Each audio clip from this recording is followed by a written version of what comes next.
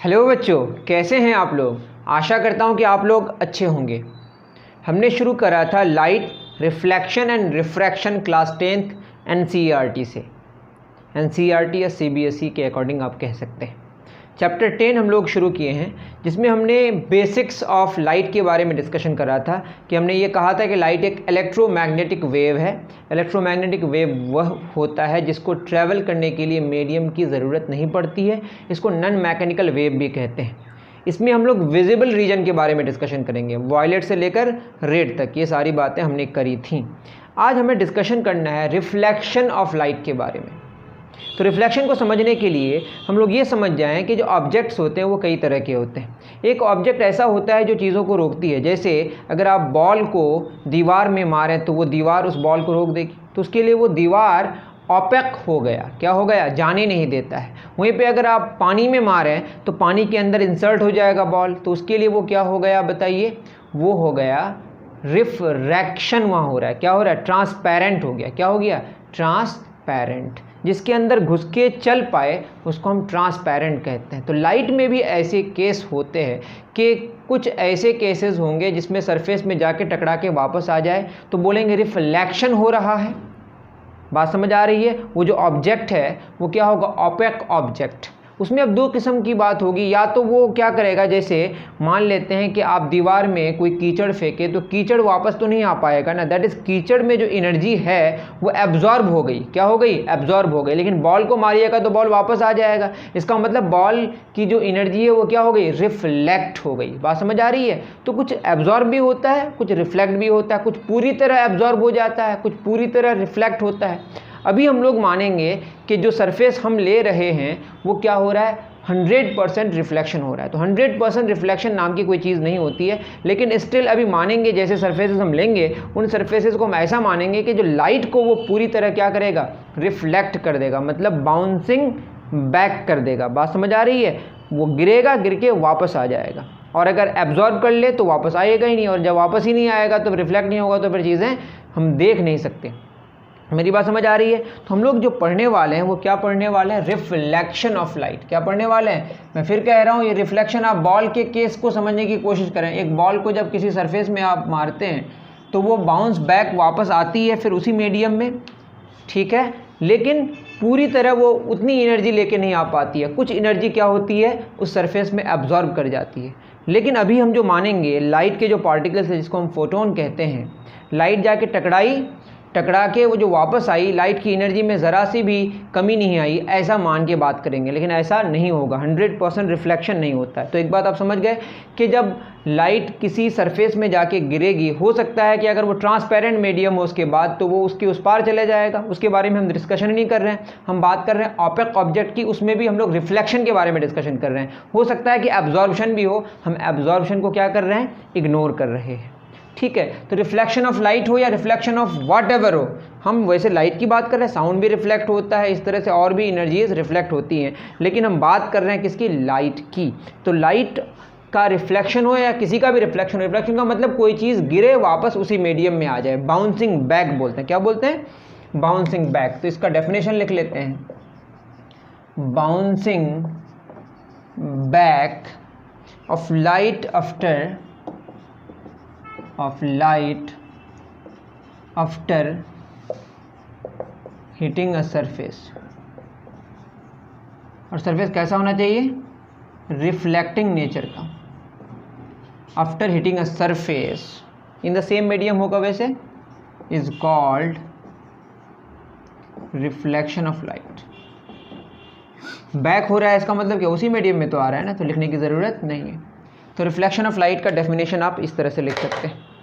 अब रिफ्लेक्शन को अच्छे तरीके से समझेंगे तो इसको समझने के लिए हमको लॉज ऑफ रिफ्लेक्शन को जानना पड़ेगा। बहुत ही सिंपल सी बात है, आप गेंद को दिमाग में रखें। वैसे सरफेस के लिए गेंद थोड़ा सा बड़ा है, लेकिन लाइट का जो पार्टिकल है वो बहुत छोटा है। दोनों में सिर्फ यही डिफरेंस है, वरना जो चीज़ें हैं वो वैसे ही समझ आएगा जिस तरीके से। बॉल में आप मास समझ के बात करेंगे, उसमें ग्रेविटी का इफेक्ट होगा, लेकिन लाइट का जो पार्टिकल है वो मास लेस है।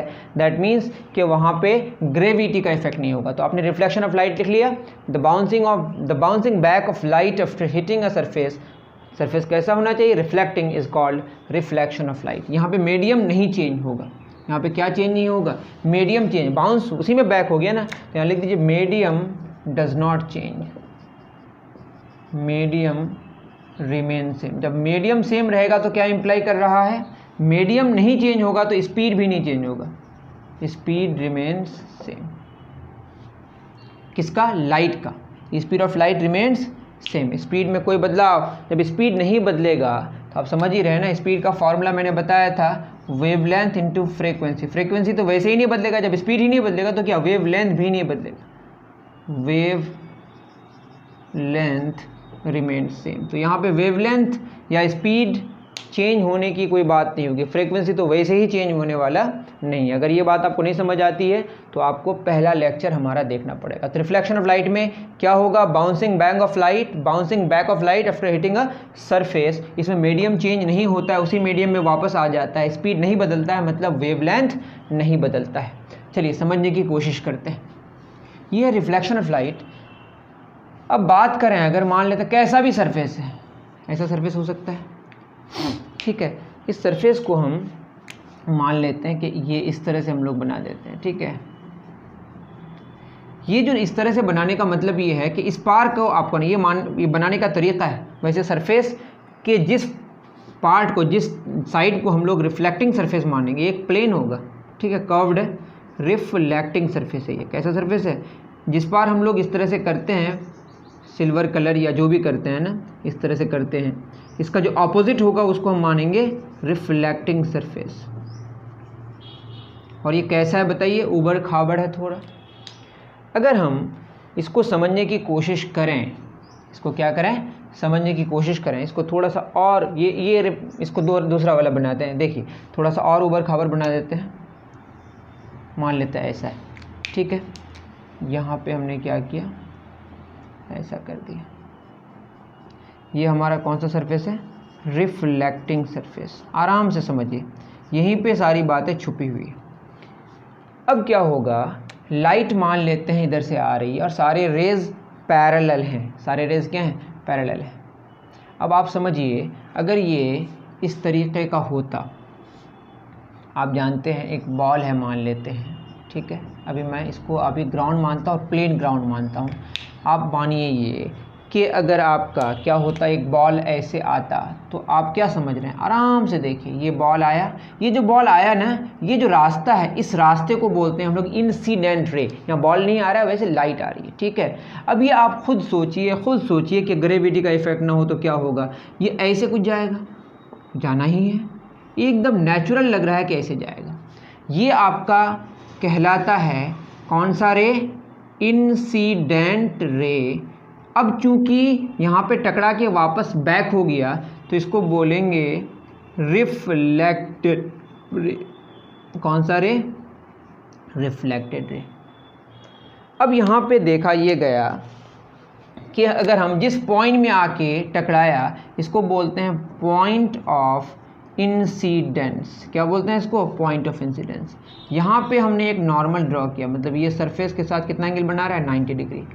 इसको नॉर्मल रे बोलें या नॉर्मल बोलें, इसका नाम हमने क्या दिया, नॉर्मल। तो तीन हमारे पास क्या हुए, तीन बातें हुई, क्या क्या, incident ray, reflected ray and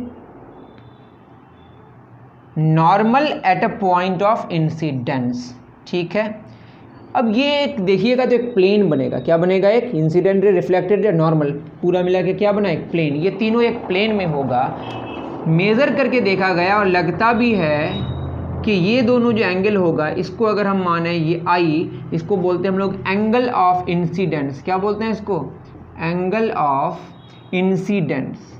क्या बोलते हैं, एंगल ऑफ इंसिडेंस। और ये जो एंगल होगा रिफ्लेक्टेड रे के साथ नॉर्मल का जो एंगल होगा, इसको आर लिखते हैं, इसको बोलेंगे एंगल ऑफ रिफ्लेक्शन।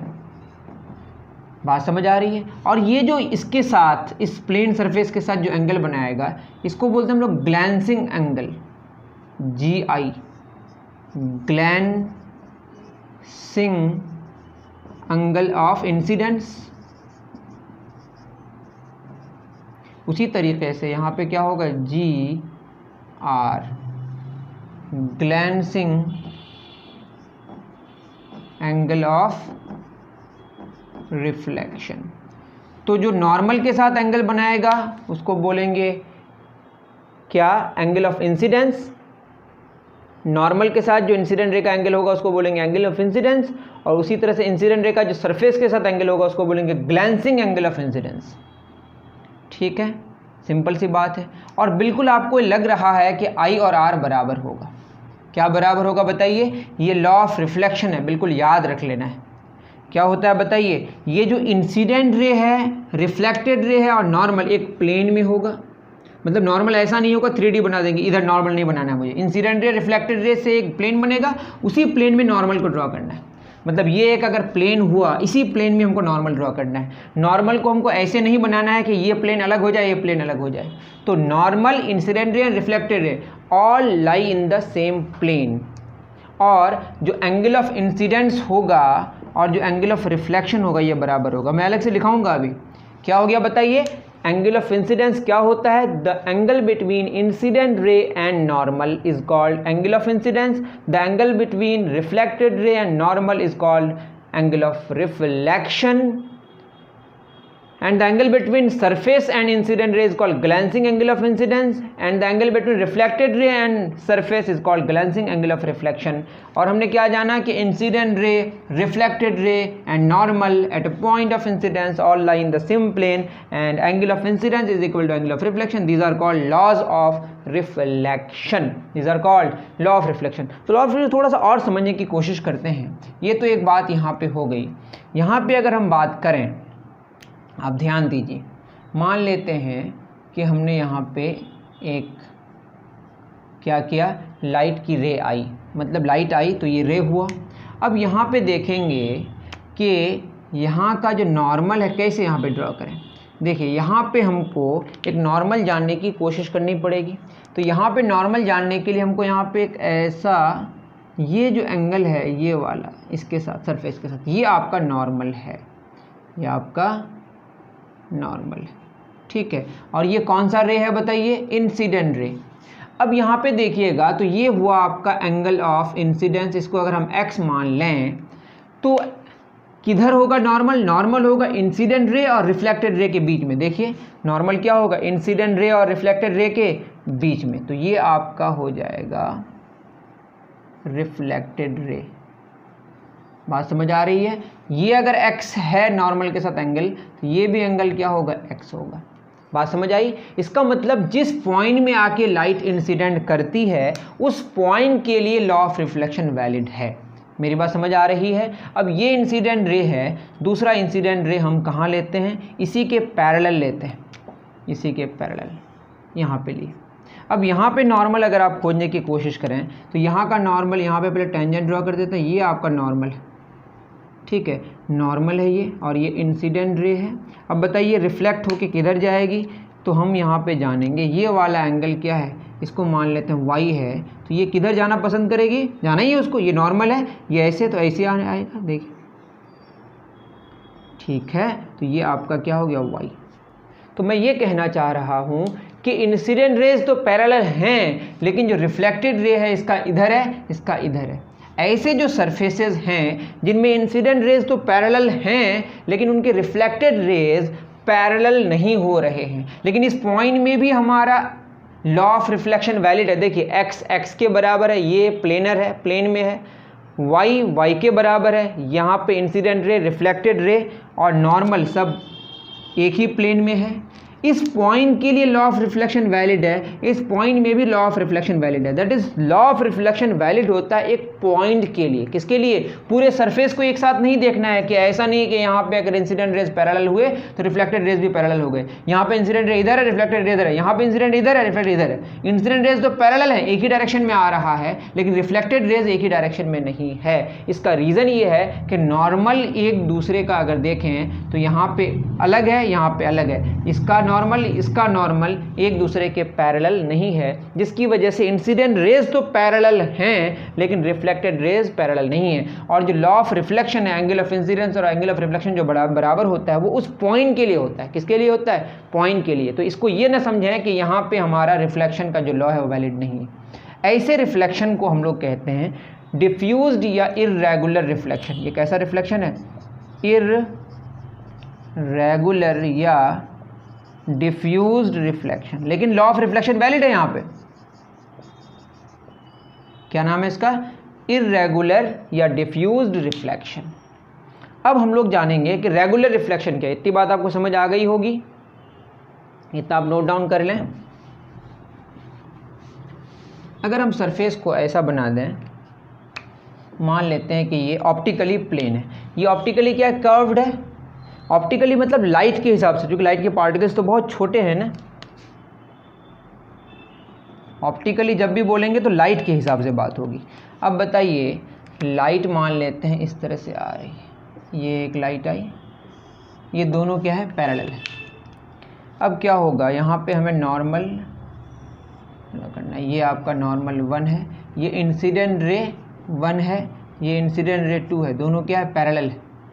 अब क्या होगा, यहाँ पे हम लोग फिर यहाँ पे भी नॉर्मल डालेंगे, नॉर्मल 2, ये एंगल मान लेते हैं x बनेगा, दोनों ये पैरेलल है तो ये भी क्या होगा, x होगा।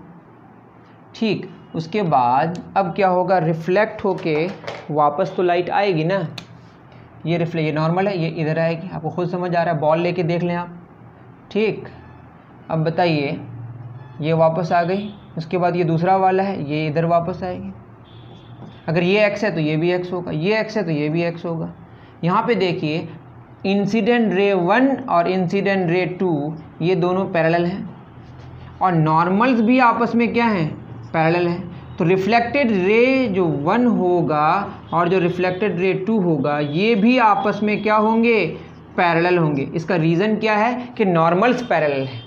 ये जो सरफेस है, यहाँ से लेकर यहाँ तक जितने सारे नॉर्मल्स होंगे, सारे के सारे अगर पैरेलल हों, तो अगर इंसिडेंट रेज पैरेलल होंगे तो उसके जो कॉरेस्पॉन्डिंग रिफ्लेक्टेड रेज होंगे वो भी आपस में पैरेलल होंगे। ऐसे केस रिफ्लेक्शन को बोलते हैं हम लोग रेगुलर रिफ्लेक्शन। कौन सा रिफ्लेक्शन, रेगुलर रिफ्लेक्शन। तो रेगुलर रिफ्लेक्शन हो या डिफ्यूज्ड रिफ्लेक्शन हो, दोनों ही केस में एक पॉइंट के लिए लॉ ऑफ रिफ्लेक्शन वैलिड होता है। वो क्या कहता है कि एंगल ऑफ इंसिडेंस बराबर क्या होता है, एंगल ऑफ रिफ्लेक्शन, और incident ray, reflected ray and normal at a point of incidence all lie in the same plane. तो ये कहानी है किसकी, लॉज ऑफ रिफ्लेक्शन की। तो हमारा नेक्स्ट क्या होगा, लॉज ऑफ रिफ्लेक्शन। ये आप समझ गए, रेगुलर रिफ्लेक्शन और डिफ्यूज्ड रिफ्लेक्शन। तो डिफ्यूज्ड रिफ्लेक्शन में क्या होगा बताइए, नॉर्मल्स आपस में पैरेलल नहीं होगा, और रेगुलर रिफ्लेक्शन में नॉर्मल्स आपस में पैरेलल होगा। ठीक है, लेकिन लॉ ऑफ रिफ्लेक्शन दोनों के लिए ही वैलिड है। लॉज ऑफ रिफ्लेक्शन, सबसे पहला क्या होगा बताइए, इतना तो मैंने बता ही दिया। आपको एक फिगर भी बना लें, यहाँ पे हमने ऐसे किया, यहाँ पे क्या ड्रॉ करना है, नॉर्मल, यही मान लेते हैं नॉर्मल है। बहुत अच्छा फिगर तो है नहीं,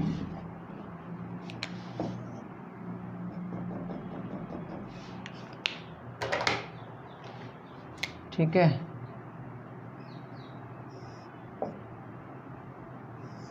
ये मान लेते हैं नॉर्मल है, वैसे ख़राब फिगर है, ठीक है। ये अगर x है तो ये भी क्या होगा, x होगा।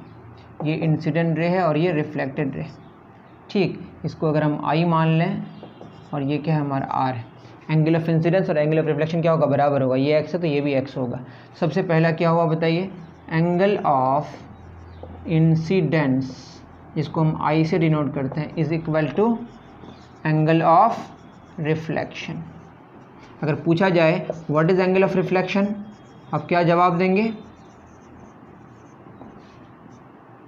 द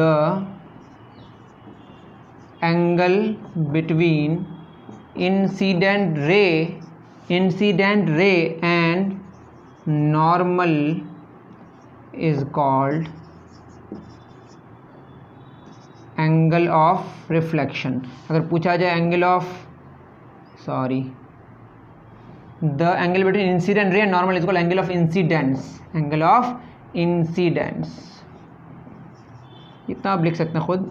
नेक्स्ट क्या, angle of reflection, the angle, ठीक से लिख लीजिए आप, between reflected ray, reflected REFLECTED and normal at a point of incidence लिखना बेहतर है, is called angle of reflection. और एंगल ऑफ इंसिडेंस और एंगल ऑफ रिफ्लेक्शन आपस में बराबर होंगे और नॉर्मल बीच में होगा। ये बिल्कुल बात समझ आ रही है। ये पहला लॉ ऑफ रिफ्लेक्शन है। दूसरा लॉ क्या कहता है, जो इंसिडेंट रे है, रिफ्लेक्टेड रे है और normal at a point of incidence all lie in the same plane. Incident ray, reflected ray and normal at a point of incidence all lie in the same plane।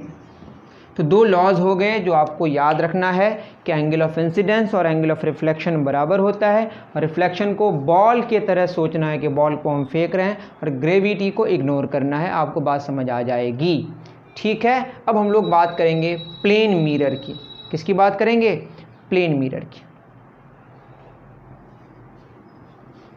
फिर मैं कह रहा हूँ reflecting surface चाहे वो diffused हो चाहे वो रेगुलर हो, दोनों ही केस में उस पॉइंट के लिए लॉ ऑफ रिफ्लेक्शन वैलिड होता है। अब हम लोग पढ़ेंगे plane mirror. Plane mirror, mirror basically क्या है, पॉलिश्ड, हाईली पॉलिश्ड सरफेस को मिरर कहते हैं। Mirror is nothing but highly polished surface. और जब पॉलिश्ड सरफेस की बात करते हैं तो ऑप्टिकली वो क्या होता है, रिफ्लेक्टिंग सरफेस होता है। अप्रॉक्स 100% लाइट को वो क्या करता है, रिफ्लेक्ट कर देता है। अप्रॉक्स बोल रहा हूँ, 100% लाइट को वापस करना मुमकिन नहीं है। तो हाईली पॉलिश्ड सरफेस बेसिकली क्या हुआ बताइए, रिफ्लेक्टिंग सरफेस होता है। कैसा सरफेस होता है, और यही रिफ्लेक्टिंग सरफेस अगर फ्लैट हो जाए, कैसा हो जाए, एकदम प्लेन हो जाए, फ्लैट हो जाए, उसी को हम लोग प्लेन मिरर कहेंगे। तो प्लेन मिरर क्या है बताइए, plane mirror is nothing but a mirror with a flat reflecting surface. A mirror with a flat reflecting surface. ये तो बात हो गई प्लेन मिरर की कहानी कि प्लेन मिरर है क्या, mirror with a flat reflecting surface. हम जो इस तरह से डैश डैश डैश दे रहे थे, तो एक तरफ क्या हो जाएगा बताइए, ये हमने कलर कर दिया या जो भी किया, ठीक है, पेंट कर दिया या सिल्वर कलर कर दिया, और उसका जो ऑपोजिट है, ये आपका जो ऊपर दिख रहा है, ये बेसिकली होता है ग्लास। और ग्लास क्या होता है, ट्रांसपेरेंट। उसको आपको इग्नोर करना है कि आगे कुछ है, बस आपको वो जो पीछे सिल्वर कलर किया गया है उस कलर के बारे में आपको सोचना है, ठीक है। लाइट कहाँ से आती है, हवा से, हवा को भी इग्नोर करना है कि हवा ट्रांसपेरेंट है। उसके बाद आप फिर क्या आती है बताइए, एक ग्लास आती है। दोनों में अलग अलग स्पीड होगी लाइट की, लेकिन उसको आपको इग्नोर करना है कि कुछ भी नहीं है, बस आपको कलर के बारे में समझना है। जो पीछे पेंट किया हुआ है उसके बारे में आपको समझना है, वही लाइट को क्या करेगी, रिफ्लेक्ट करेगी। आप खुद सोचिए, अगर सिर्फ ग्लास होता, क्या लाइट रिफ्लेक्ट होकर आपकी आंखों में आती? थोड़ा थोड़ा हमको ग्लास दिखाई पड़ता है। उसका रीज़न ये है कि पूरी तरह रिफ्रैक्ट नहीं हो पाती है, कुछ हमारी आंखों में आ जाती है। वरना अगर पूरी तरह रिफ्रैक्ट हो जाए तो ग्लास हमको पूरी तरह नहीं दिखाई पड़ेगा, ऐसा होता भी है, ठीक है। तो ग्लास के पीछे जो कलर किया हुआ है उसको आपको मिरर मानना है, वही आपका रिफ्लेक्टिंग सरफेस हुआ। क्लियर है। और ये फ्लैट होगा, आप देखें फ्लैट होता है। आपका जो प्लेन मिरर होता है, लुकिंग ग्लासेस जो आपके घर में होता है, बेसिकली ग्लास के पीछे कलर किया हुआ रहता है, ठीक है। तो प्लेन मिरर क्या बताइए, अ mirror with a flat reflecting surface. इसमें भी हमारा लॉ ऑफ रिफ्लेक्शन वैलिड होगा। इसमें हम लोग जानेंगे कि इमेज बनता कैसे है, और कुछ मिसकंसेप्शन भी है कि लोगों का मानना है कि सिर्फ और सिर्फ इसमें क्या बनता है, real image, that is virtual image बनता है। रियल इमेज कैसा बनता है, वर्चुअल इमेज बनता है। और आज हम लोग बहुत ही अच्छे तरीके से इमेज और ऑब्जेक्ट इनको समझने की कोशिश करेंगे। तो ऑब्जेक्ट की जो कहानी है, यहाँ जो ऑब्जेक्ट है, इस ऑब्जेक्ट को हम कहते हैं ऑप्टिकल ऑब्जेक्ट। मैंने इसका नाम क्या दिया, ऑप्टिकल ऑब्जेक्ट। ऑब्जेक्ट ना माने इसको क्या माने, ऑप्टिकल ऑब्जेक्ट। मैंने क्या कहा था, चीज़ें तभी हमको दिखाई पड़ेगी जब रिफ्लेक्ट होगी हमारी आंखों में आएगी, या क्या होके आएगी बताइए, खुद रेडिएट करेगी। जैसे हमको सूरज को देखने के लिए 500 सेकंड्स वेट करना पड़ता है, मतलब वहाँ से रोशनी जब निकलती है वहाँ से यहाँ तक पहुँचने में 500 सेकंड्स लगते हैं। तो जब हम देखते हैं सूरज को, वो 500 सेकंड पुराना सूरज है, लेकिन हमारे आसपास की चीज़ें इतना दूर नहीं है और लाइट की स्पीड इतना ज़्यादा है कि इतना कम ट्रैवल करने में ऐसा लगता है कि इंस्टेंटली हमारी आंखों में पहुँच गया। तो यहाँ पे हम टाइम जो लगता है उसको इग्नोर करेंगे, लेकिन दूर की चीज़ों को देखने के लिए टाइम लगता है, और वो इतना टाइम लगता है कि उसको हम इग्नोर नहीं करते हैं, नहीं कर सकते हैं। ठीक है, वो तो अलग कहानी है। अभी हम लोग मानेंगे इंस्टेंटली चीज़ों को देखते हैं, लेकिन इंस्टेंटली कोई भी चीज़ को हम देखते नहीं है, वो पुरानी चीज़ों को देखते हैं, कुछ ना कुछ टाइम लगता है। वो भी कहानी हमारी अभी काम की नहीं है। अभी हम मानेंगे कि जो इमेज फॉर्मेशन है प्लेन मिरर में वो कैसे होगा। इमेज फॉर्मेशन किसका बताइए, प्लेन मिरर। अब प्लेन मिरर कैसा होता है अभी हमने बताया, ये आपका प्लेन मिरर। ठीक है, मानते हैं कि एक रियल ऑब्जेक्ट यहाँ पे, ये आपका कौन सा सरफेस हो जाएगा, मैं बार बार कह रहा हूँ, इस पार आपका क्या होगा, रिफ्लेक्टिंग सरफेस। जो ऊपर दिखता है अक्सर जो आप मिरर देखे होंगे उसमें ग्लास होता है, ग्लास के पीछे सिल्वर कलर रहता है। यहाँ पे एक ऑब्जेक्ट है जिसको हमने मान लिया ये एक बहुत ही छोटा ऑब्जेक्ट है इसके रिस्पेक्ट में, इसको मैंने मान लिया पॉइंट ऑब्जेक्ट। वैसे पॉइंट नाम की कोई चीज़ नहीं होती है। अब ये क्या कर सकती है, या तो यहाँ पे लाइट आएगी, इस पे टकरा के फिर किस में जाएगी, रिफ्लेक्टिंग सरफेस में। याद रहे लाइट रिफ्लेक्टिंग सरफेस में जाएगी तभी कोई बात होगी। इस पार अगर हम पॉइंट ऑब्जेक्ट को रखेंगे तो लाइट ऐसे घूम के इसमें नहीं आ सकती, लाइट ट्रैवल करेगी सीधे रास्ते में।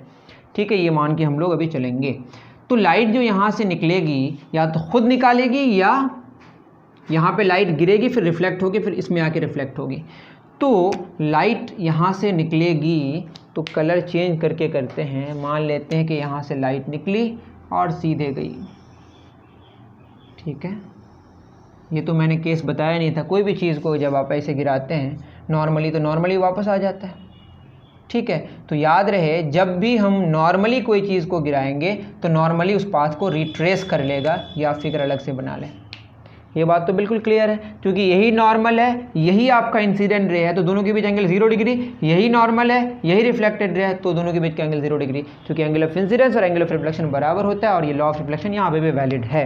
तो आप ये समझ गए कि लाइट गई वापस आ गई, क्योंकि ये आपका इंसिडेंट रे है, यही नॉर्मल है, ये रिफ्लेक्टेड रे है और यही नॉर्मल है। एंगल 0 डिग्री जाते वक्त भी, एंगल 0 डिग्री आते वक्त भी।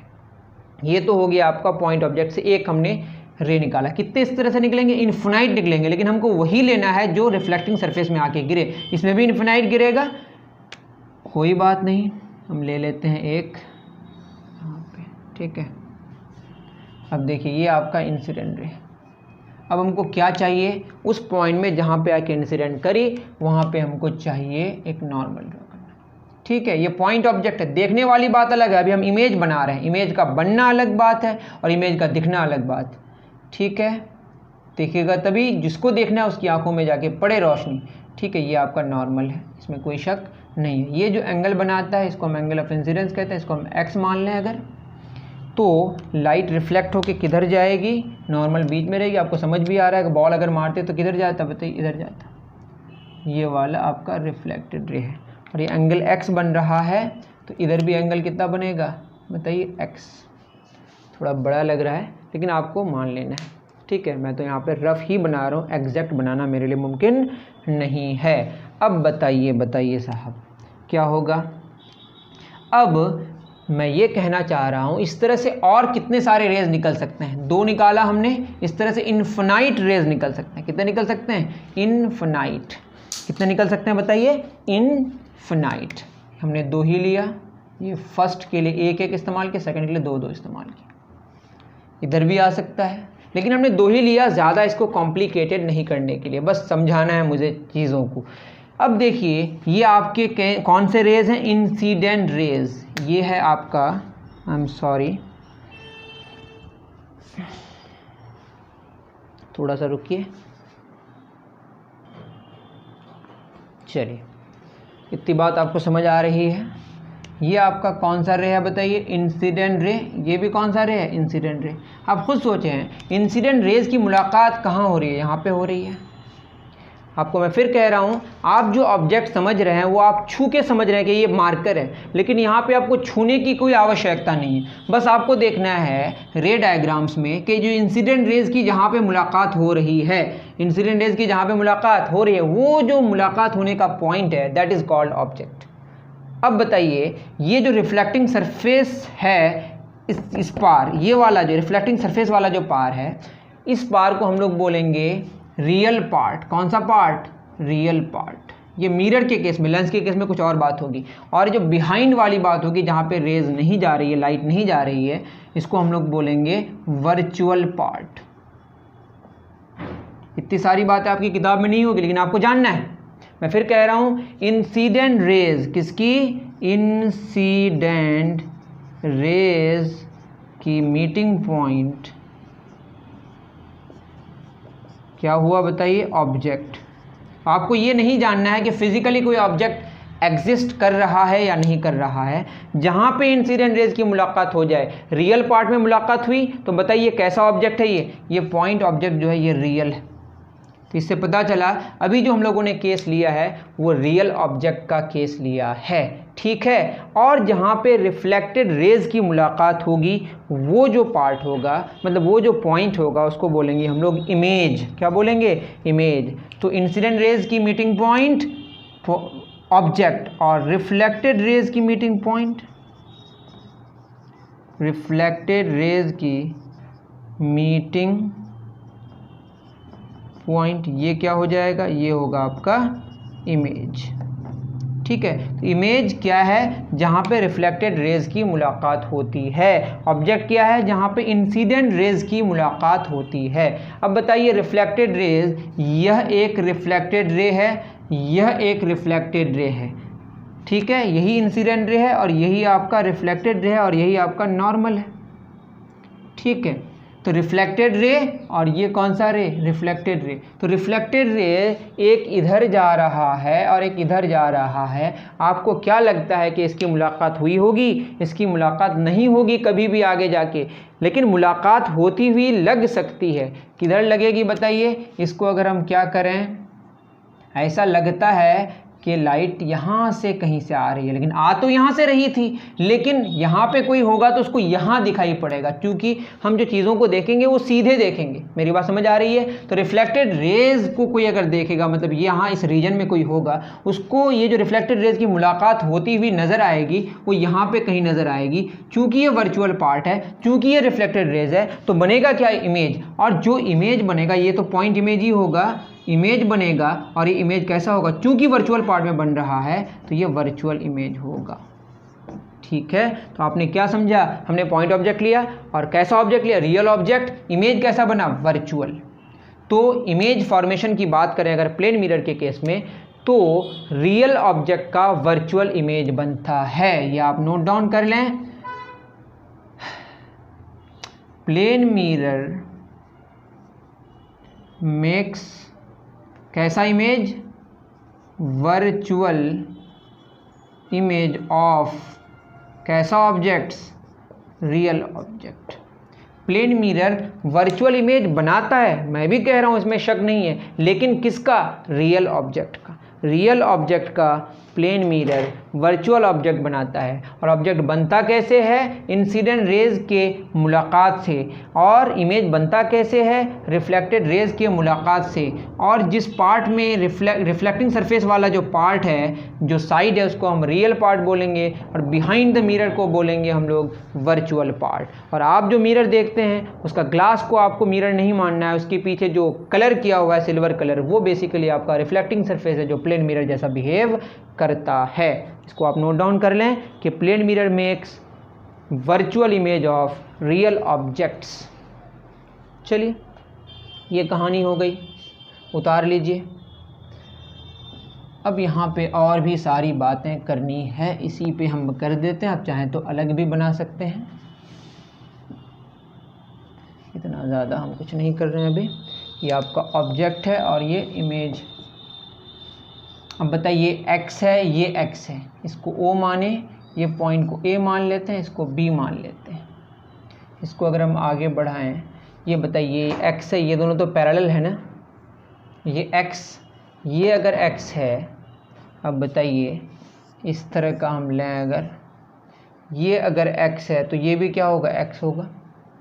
तो एंगल NBAB, इसको हमने C मान लिया, C, एंगल NBC बराबर क्या होगा? Angle AIB। क्यों? इसको बोलते हैं कॉरेस्पॉन्डिंग एंगल्स। क्या बोलते हैं इसको? Corresponding angles. तो ये x होगा तो ये भी क्या होगा? x होगा। ये बिल्कुल बात समझ आ रही है, कोई बात नहीं है। ये आपका कितना है? 90 डिग्री। ये अगर x है, ये x है। अब बताइए ये वाला ऐसा, ये अगर x है तो ये भी x होगा। अल्टरनेट इंटीरियर एंगल्स, एंगल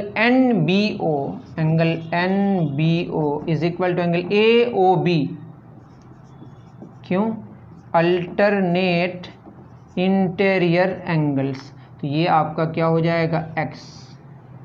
ठीक है, ये x और ये भी क्या है? x। और ये 90 डिग्री तो है ही, और ये भी आपका कितना डिग्री है? 90 डिग्री।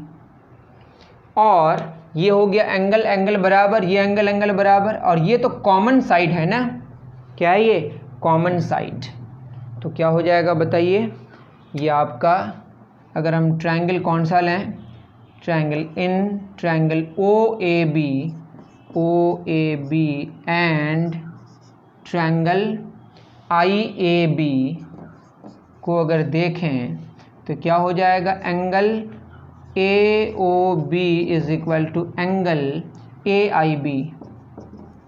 अभी हमने यहाँ पे कर दिया। उसके बाद angle OAB is equal to angle IAB, और ये कितना डिग्री है? 90 डिग्री। और AB क्या है? कॉमन है। तो इसमें हमने जाना कि एंगल साइड कॉन्ग्रुएंसी से ये इम्प्लाई कर रहा है कि ट्रायंगल OAB कॉन्ग्रुएंट होगा ट्रायंगल किसका? IAB का। ठीक है, किससे? By angle side congruency. अगर ऐसा हो गया तो ये क्या इम्प्लाई कर रहा है कि OA बराबर IA होगा। ठीक है, इसको बोलते हैं CPCT, corresponding parts of congruent triangles. मतलब ये जो नॉर्मल डिस्टेंस है ऑब्जेक्ट का मिरर से, वो डिस्टेंस जो नॉर्मल डिस्टेंस है इमेज का मिरर से, वो दोनों बराबर होगा। इतनी बात समझ आ गई? OA बराबर क्या होगा? IA।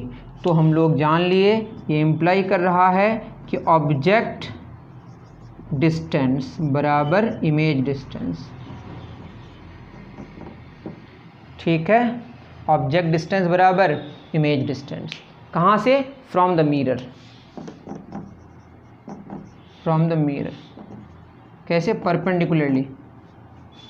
बात समझ आ रही है? तो ये हमने प्रूफ कर दिया कि जितना डिस्टेंस ऑब्जेक्ट का मिरर से नॉर्मली होगा, उतना ही डिस्टेंस इमेज का भी क्या होगा? मिरर से होगा नॉर्मली डिस्टेंस। और प्लेन मिरर इमेज बनाता है। कैसा इमेज? Virtual image. किसका?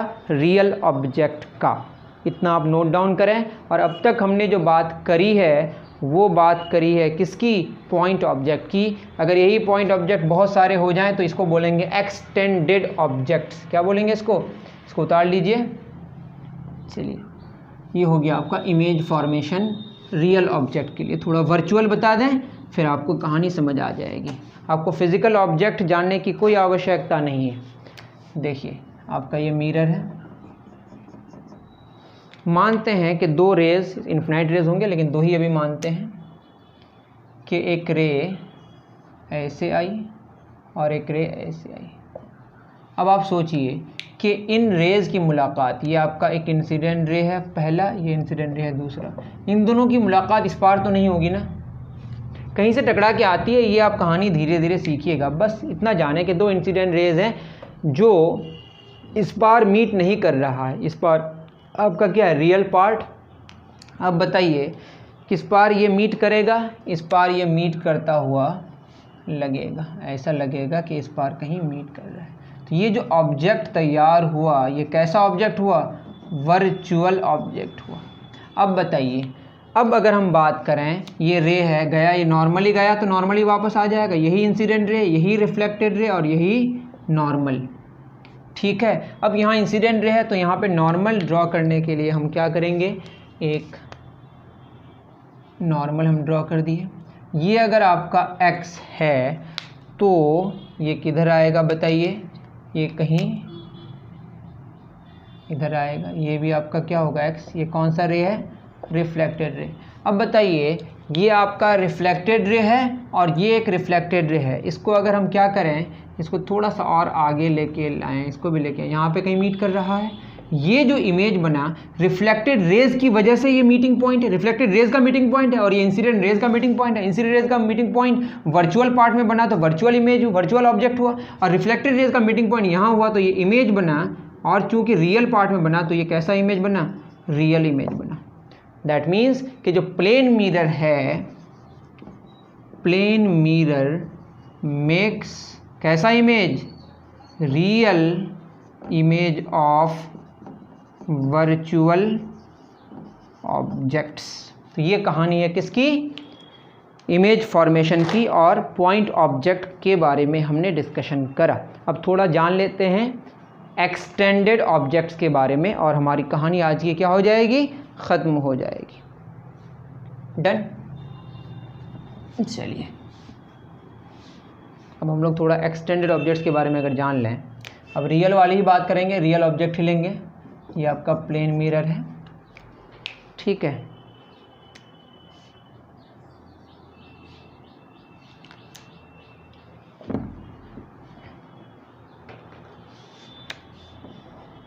प्लेन मिरर है और यहाँ पे एक ऑब्जेक्ट है इस तरह का, मैंने इसका मुंडी के लिए ऐसा बना दिया, ठीक है। अब बताइए ये इसके पैरेलल है, ऐसा मान के अभी बात कर रहे हैं, तो इसका अगर हमको बॉटम का बनाना पड़े तो ये एक पॉइंट ऑब्जेक्ट मान के बात करेंगे।